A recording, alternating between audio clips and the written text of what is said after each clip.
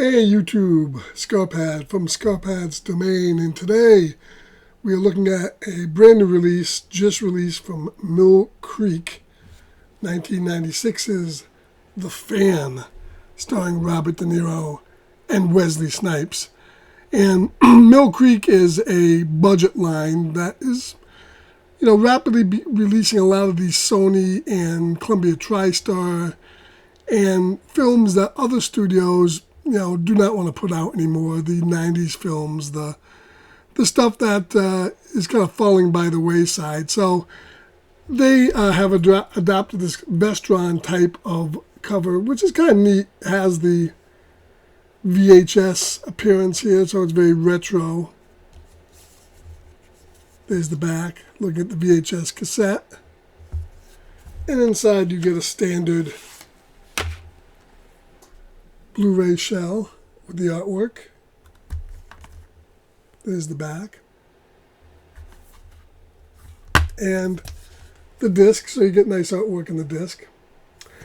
And I've been kind of getting more and more impressed by Mill Creek. Now, they started off really putting out some really cheap, releases, and the transfers were usually poor. But they've upped their game a little bit now. Now, where they're very similar, and you can tell it's a budget release, is, here's the menu for The Fan, play, and subtitles. All you get, of course, that's very reminiscent of what you get on most Paramount releases as well. Paramount, even the 4Ks, which lack extras, have menus that are very rudimentary like this. So, don't judge a book by its cover. The transfer inside, once you get to the movie, is decent. It's an anamorphic 2.35 to 1 widescreen presentation. Very little noise. I would say, for the money, it looks pretty good. Now, most of these have a list of about $15, so you can find these on release date anywhere between $10 and usually $12. So, if you are a fan of the movie and you want to add it to your collection, why not? Now, Mill Creek is also releasing a lot of TV shows. They did I Dream of Jeannie in Blu-ray. They did Rockford Files, a lot of Sony stuff, Charlie's Angels. And they tend to cram a lot of episodes onto the disc, which is the failing of their TV line. They're cheap. You usually get seasons of TV shows that maybe went 5 years for like $25. But be aware that they cram like 10 to 12 episodes of half-hour shows, and usually like 8 episodes of 1-hour shows on one Blu-ray disc. So the compression starts getting it in there. You notice a lot of that digital compression that you'll see. But that's not true of their movies, where they usually stick with one disc. And the movies themselves look pretty good. So I would say no reason not to buy a Blu-ray from Mill Creek. Now, the movie itself, 1996's The Fan, was a plate of many psychological thrillers in the 90s. Sleeping with the Enemy, 1991's Cape Fear that came out with Robert De Niro before this, remake of Cape Fear, numerous stuff. So that genre was flooded in the 90s. This was a critical flop at the box office. It made I think, what did they say, somewhere around $6 million, I think. No, it made $18.6 million at the box office against a $55 million salary, probably mostly for De Niro and Snipes. Snipes was at the top of his game here in the 90s. De Niro, of course, was also killing it with a lot of his movies, where he was playing more and more of these psychotic type of characters. And when this originally came out, I didn't really care for it all that much, because once again, I saw a ton, but rewatching this movie now, I kind of appreciate it, and I kind of like it a lot better than I did back then. This movie was directed by Tony Scott, and of course you've heard that name before. Tony Scott did a ton of stuff in the 80s and 90s, like Top Gun, Beverly Hills Cop 2, Days of Thunder, The Last Boy Scout, True Romance, excellent film, Crimson Tide, another excellent film, Enemy of the State, Man on Fire, Deja Vu, Unstoppable in 2010. I think it was his last movie, because he died in 2012. Unstoppable was with Chris Pine and Denzel Washington. Also a pretty good movie.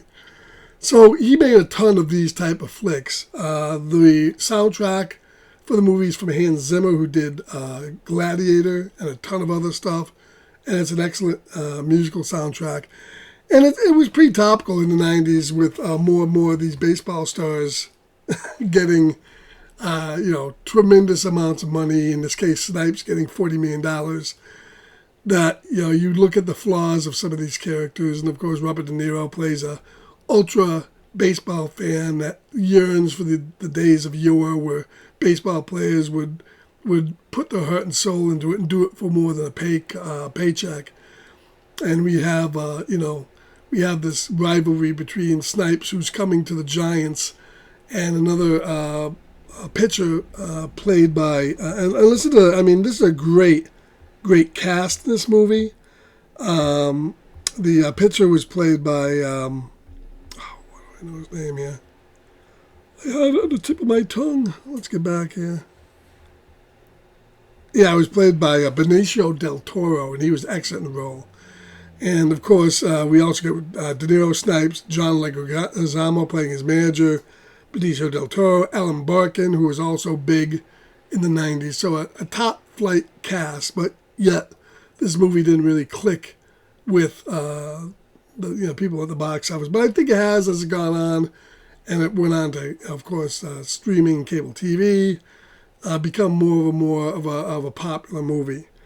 So you have this rivalry between the two baseball stars, and De Niro ends up killing Benicio del Toro, almost not pinning it on Snipes, but he's suspected of the murder, and then he kidnaps his son, because he has a strained relationship and a restraining order against him and his son. And like a lot of the De Niro movies, like King of Comedy, things spiral where he mainly starts off as really an obsessed fan and ends up a psychotic murderer. But of course, we see that in the movie anyways. He goes back, he's talking about an old player throughout the whole movie, Coop.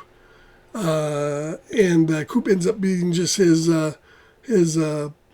pitcher in Little League. He didn't play in the majors like he says or tried to in the movie. So, De Niro could play these parts in his sleep, and get the ultimate showdown at the end of the movie on the field in the rain.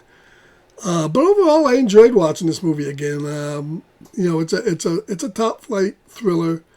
Wesley Snipes is really, really good in it, as is Alan Barkin and Robert De Niro. This is a great budget release, because you can get this for around $10 to $12, and if you wait, you probably can pick this up eventually for $5. It does come with right now a really nice slipcover that kind of apes this retro VHS style, kind of ripping off. I think Vestron does this as well.